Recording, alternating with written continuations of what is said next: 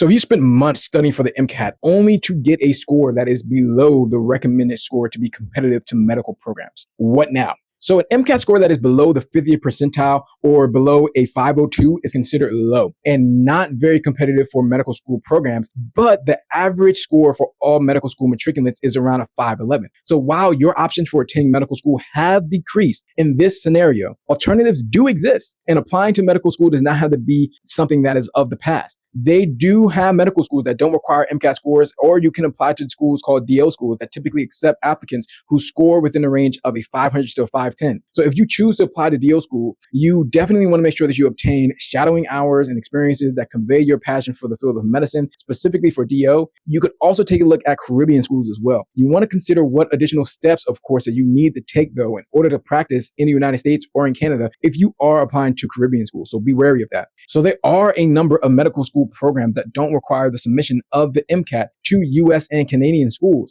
but you will need to make sure that you meet all of the other requirements in order to be competitive. You can convey your application in terms of strengths in other areas by having a really strong GPA, some stellar, and I mean stellar letters of recommendation, as well as having a written personal statement that is out of this world and really strong secondary essays. Lastly, you might want to consider retaking the exam again to aim for a higher score after spending time on weak areas of content. You can take the exam up to 3 times in a year, so it may be an option that you might want to consider, given that you have the time and the money, as well as focusing on strategies to improve your MCAT, which may include understanding what's on the test, improving time management skills, or even preparing and studying early. Maybe you're creating some type of detailed study plan and seeking help from others like tutors or even tutoring platforms that may help. If you are planning on applying to medical school with a lower MCAT score, you also want to target schools that put you within the median average of students who matriculate to their program. So let's say, for example, you're looking at a school like Marshall University and Meharry Medical College